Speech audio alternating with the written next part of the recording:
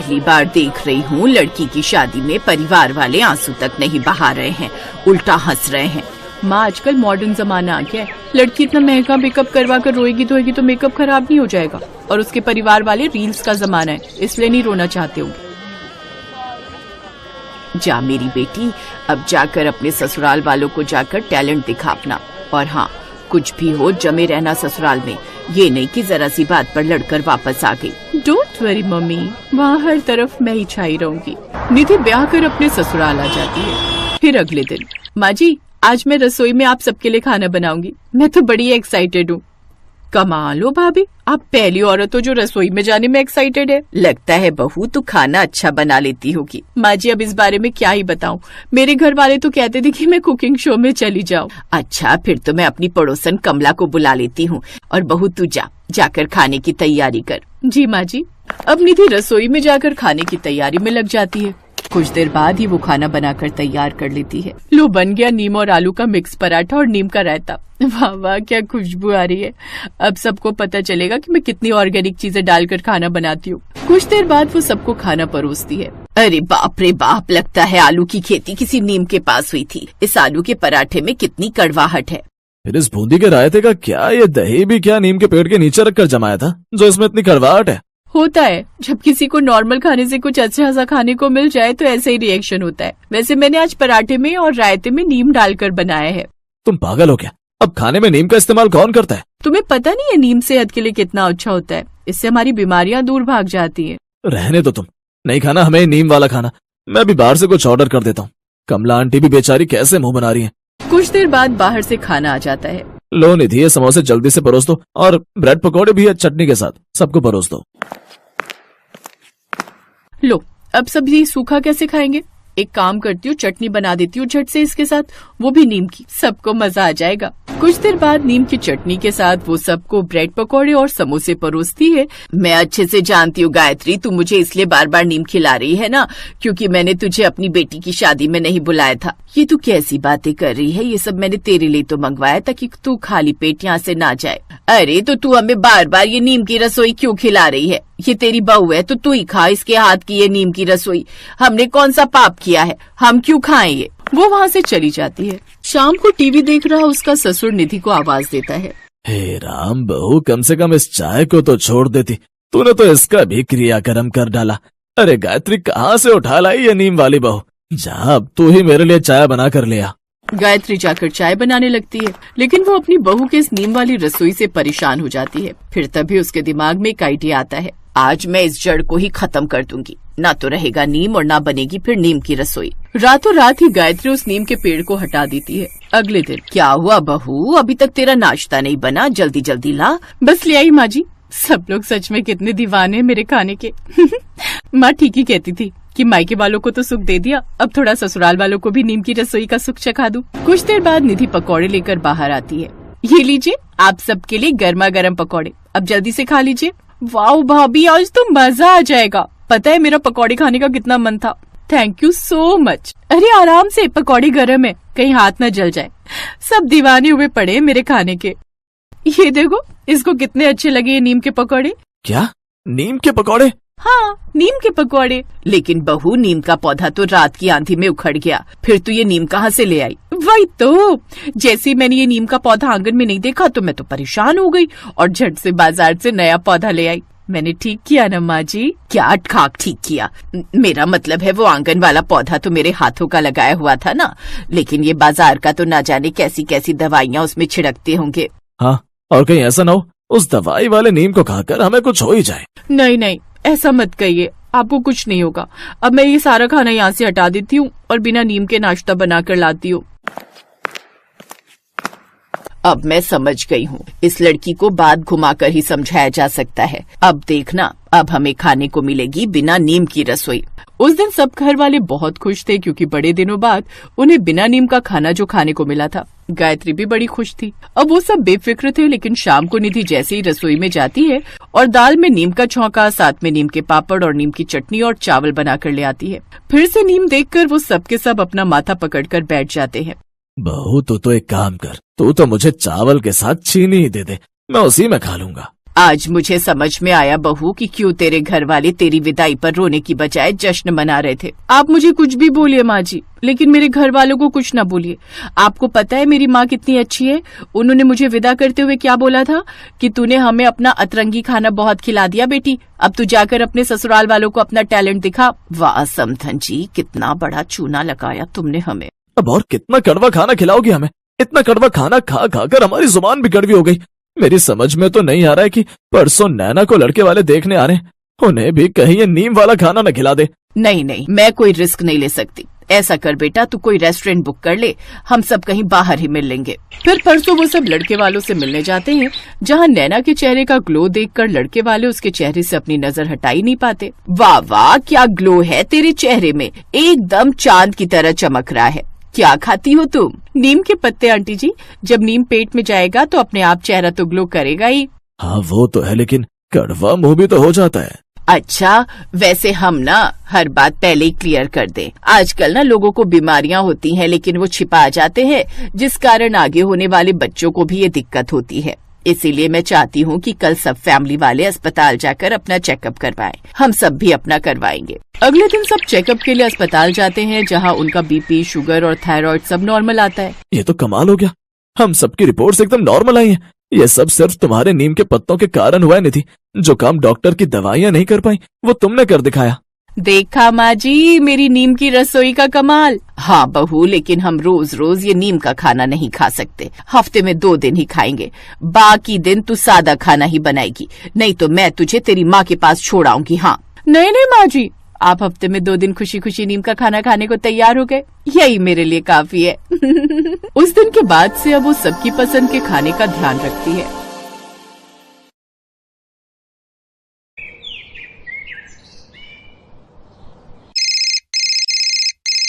Hello mummy, आपने आज खाने में क्या बनाया है?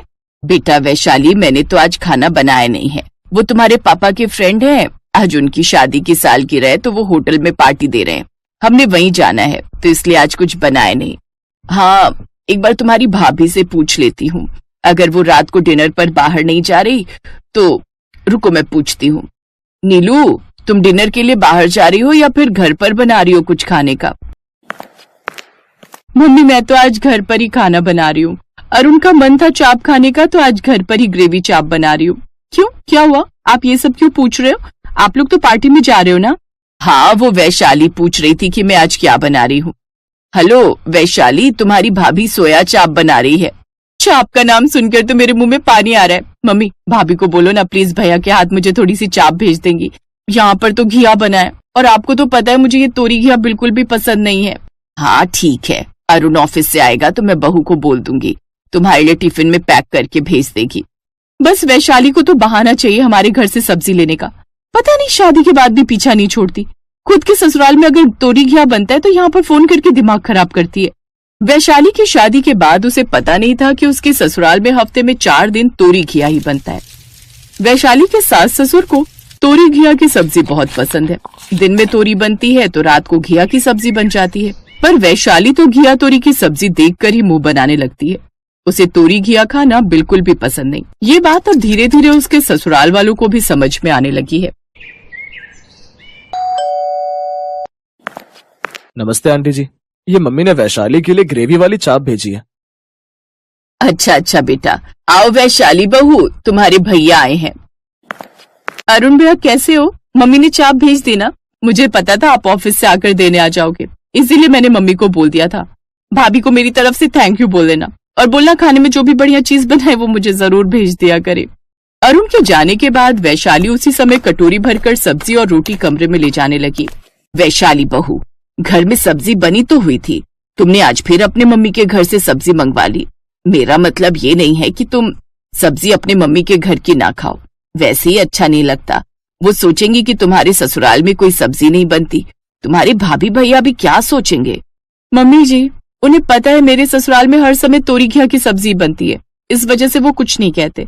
अब मैं अकेले के लिए यहाँ पर तो कोई सब्जी बनाऊंगी नहीं, और वैसे भी मुझे ज्यादा सब्जियां बनानी नहीं आती हैं। आपसे कहूँ कि कुछ अलग बना लो तो आप कहती हो कि आप लोग तोरी घिया के अलावा कुछ खाते ही नहीं हो। अब मम्मी के घर तो तरह तरह की चीजें बनती रहती हैं, तो उनसे मैं मंगवा भी लेती हूँ, तो उसमें हर्जी क्या है? वो मेरा अपना मायका है, मेरा अपना घर है, अच्छा, मेरी ग्रेवी चाप ठंडी हो रही है, मैं खाना खा रही हूँ। कोई बात नहीं सुमित्रा, बहू को जो ठीक लगता है करने दो, और अगर वो कुछ अलग बनाना चाहती है तो उसे मना भी मत करो। हम अपने लिए तोरी घिया, टिंडे, पेठा वगैरह बना लेंगे और बहू को जो मन है वो बनाकर खा लेगी। पापा बिल्कुल ठीक कह रहे मम्मी, मैं भी अब ये तोरी घिया खा खाकर बोर हो गया हूँ। वैशाली, तुम अब कुछ डिफरेंट बनाया करो खाने का। मुझे सब्जियां बनानी नहीं आती हैं, मम्मी को बोलो अपनी तोरी घिया के साथ साथ दूसरी सब्जियां भी बना दिया करें। वैशाली की सास ने बोल तो दिया कि वो तोरी घिया के साथ साथ दूसरी सब्जियां भी बना दिया करेंगी, पर अचानक वैशाली की सास की तबीयत खराब हो गई। इस वजह से वो बड़ी मुश्किल से बस तोरी घिया ही बना पा रही थी, और वैशाली ने कोशिश ही नहीं की कि वो अपने लिए कुछ और बना ले। उसे तो बस फोन घुमाना होता था और मम्मी के घर से सब्जी मंगवानी होती थी। अगले दिन वैशाली की सास की तबीयत ज्यादा खराब हो गई, जिस वजह से वो खाना बना ही नहीं पा रही थी। वैशाली, मम्मी की तबीयत बहुत ज्यादा खराब है, डॉक्टर ने उन्हें रेस्ट के लिए बोला है। तुम थोड़ा बहुत कोशिश करके मम्मी पापा दोनों के लिए दोपहर में तोरी की सब्जी बना देना। ये तोरी वगैरह ना मुझसे नहीं बनती, मैं मम्मी को फोन कर रही हूँ, वो बनाकर भेज देंगी। वैशाली बहू, तुम्हारी सासू माँ तुम्हें कमरे में बुला रही है। ठीक है पापा, मैं जाती हूँ। वैशाली कमरे में जाती है। उसकी सास की तबीयत सच में ठीक नहीं थी। वैशाली बहू, एक काम करो, तुम सब्जियां रहने दो, तुम्हारे ससुर जी और मैं दूध में ब्रेड डालकर खा लेंगे, तुम्हें परेशान होने की जरूरत नहीं है। मैं जानती हूँ तुम खाना नहीं बना पाती, इसलिए मेरी वजह से बिल्कुल परेशान मत हो, हम एडजस्ट कर लेंगे। हाँ, तुम अपने लिए और विनोद के लिए देख लो क्या बनाना है, या फिर बाजार से कुछ मंगवा लो। उसकी आप टेंशन मत लो, मैं मम्मी को भी फोन मिला देती हूँ, वो कुछ दिन तक खाना भिजवा देंगी जब तक आप ठीक नहीं हो जाते। वैशाली अपनी सास के कमरे से बाहर आकर अपनी मम्मी के मोबाइल पर फोन मिलाती है, पर इस बार उसकी मम्मी का मोबाइल फोन उसकी भाभी नीलू उठाती है। भाभी, मम्मी कहाँ है? आपने फोन उठाया?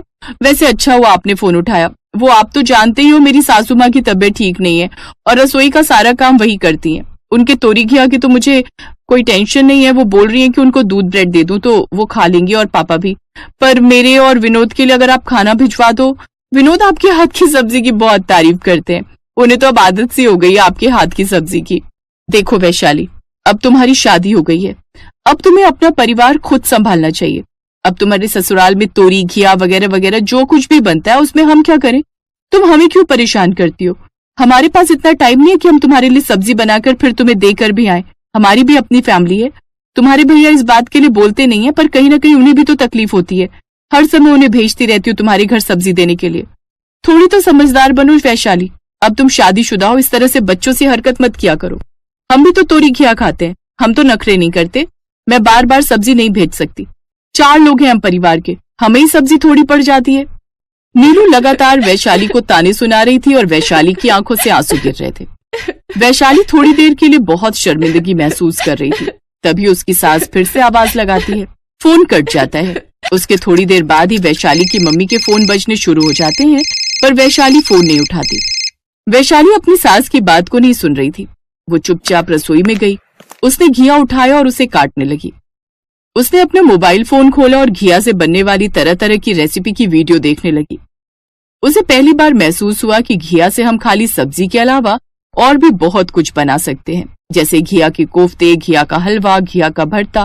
कुछ देर बाद वैशाली ने पहली बार हिम्मत करके अपने और विनोद के लिए घिया के पकौड़े बनाए और अपने सास ससुर के लिए घिया की ग्रेवी वाली सब्जी बनाई। जोश जोश में वीडियोस देखकर वैशाली ने उस दिन पहली बार बहुत ही टेस्टी घिया की ही 2-3 चीजें बना ली। ये अचानक से तुम्हें क्या हो गया वैशाली? तुमने तो अनुभवी कुक की तरह इतना बढ़िया खाना बना लिया, वो भी घिया का। ऐसा क्या हुआ? तुम्हारा चेहरा भी उतरा हुआ है, पर खाना भी बहुत टेस्टी बना है। बात कुछ मिक्स नहीं हो रही। विनोद, तुम्हें आम खाने से मतलब है या फिर गुठलियां गिरने से? तुम्हें यही था ना कि मैं खाना बनाऊं। अब तुम टेंशन मत लो, आज के बाद इस घर में तोरी घिया बनेगा, पर अलग अलग तरह से। अब मैं खुद खाना बनाऊंगी, किसी से कुछ मांगूंगी नहीं।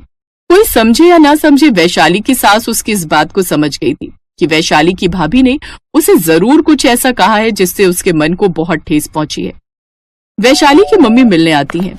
उन्हें बुरा लगा था कि नीलू ने उनकी बेटी से इतना कुछ कह दिया। वैशाली, तू क्यों अपनी भाभी की बात का बुरा मान रही है?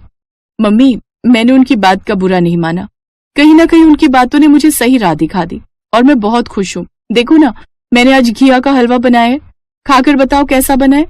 बहन जी, वैशाली बहुत समझदार है, मुझे गर्व है कि ये मेरे घर की बहू है। बिल्कुल सही, मुझे भी गर्व है कि वैशाली मेरी बेटी है। घिया का हलवा बहुत टेस्टी बना है। अपनी सास और अपनी मम्मी की बातें सुनकर वैशाली के चेहरे पर भी मुस्कान आ जाती है।